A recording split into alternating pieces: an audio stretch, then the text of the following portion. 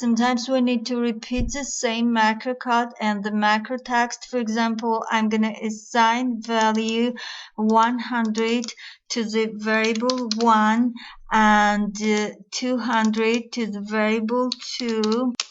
Now I'm going to double click on this if then else statement and set a condition if a variable 1 is greater than variable 2, then let the value of the variable 3 be variable 1 minus variable 2. If it's not, then I'm going to reverse this subtraction. So let the value of the variable 3 be variable 2 minus variable 1. Now I'm going to assign different values to these variables so that the value of the variable 1 is greater than the value of the variable 2. And now we need to duplicate this portion of the code. In order to avoid this duplication, we can use sub macros. So we have special statement in the system, but before we use it, let's execute this macro and look at the results. And as we can see here in the first case, else condition is met.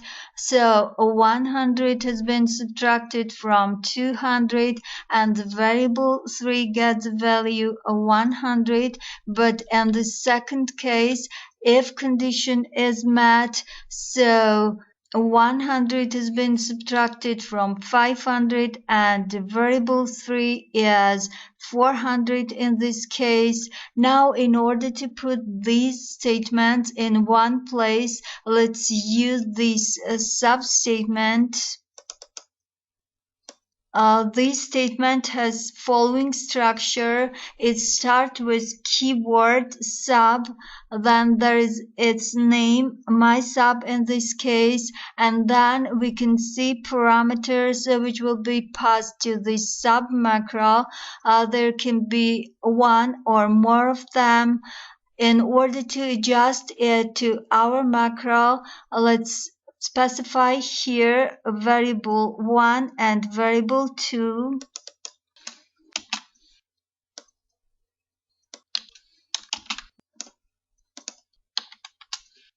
So two parameters will be transmitted to this sub macro, and now I'm gonna paste this condition into this sub macro.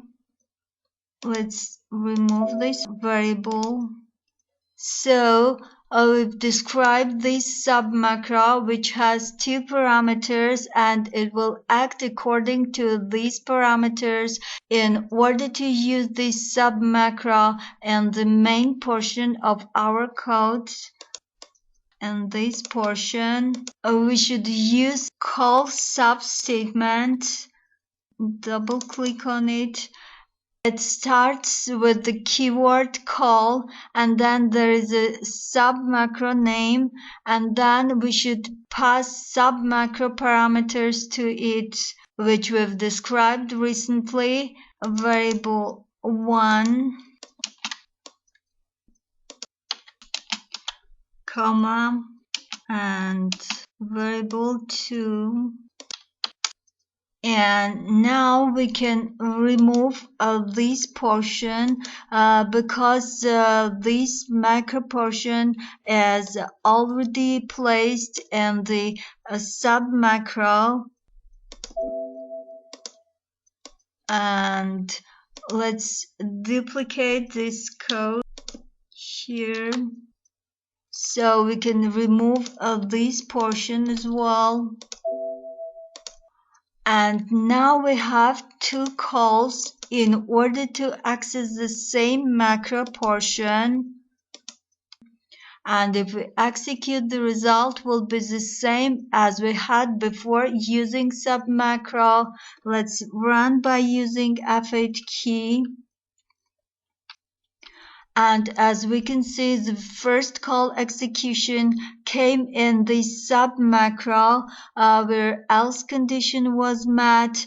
So variable 3 gets the value 100, 200 minus 100, and then the second call came in the same sub macro, but in this case if condition was met, so variable 3 is 400 in this case, 500 minus 100. So using sub macros makes macro code shorter.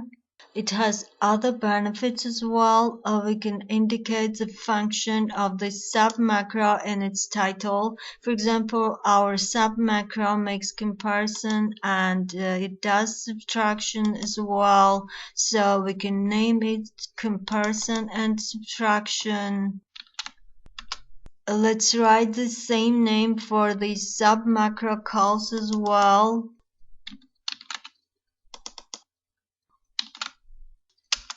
So we can read the function of the sub macro calls while analyzing main macro code. Based on this, it will be better to use sub macro calls in the basic macro code as well. For example, we can place this assignment in another sub macro. So double click on this sub statement, name it for example initialization, and pass two parameters to it. Let's be argument 1 and argument 2. Now let's assign argument 1 to the variable 1 and argument 2 to the variable 2, and let's call this sub macro at the beginning. Name it initialization as we did in case of this sub macro. But instead of variables, we can directly pass the values to it, 100, 200. So we can remove these variables, and if we execute this macro code, we'll see that initial call gives the following values to the corresponding variables: 100 by argument 1 and 200 by argument 2, and the rest of the code keep running. We can add one more sub macro for the secondary assignment.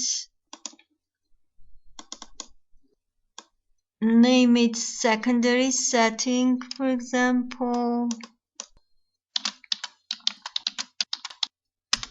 And transmit parameters to it in the same way as we did in case of the initial sub.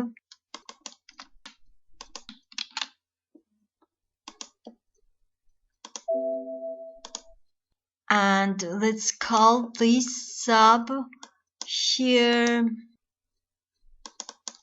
Name it secondary setting as well. And pass 500, 100 instead of variables. Now we can remove these variables as well. And if we add some dummy variables here, which basically don't take part in this process, we can see that this part at the top is basic macro text. It showed the function which this macro performs: initialization at first, then comparison and subtraction, then secondary assignment and comparison and subtraction again. And now if we run it by using F8 key, it will be executed in the same order. But now this code is easier to read and correct because it's easier to find the part of the macro code where the correction is needed, and also in this case the macro code isn't duplicated, so if we need correction we can do it only in one place.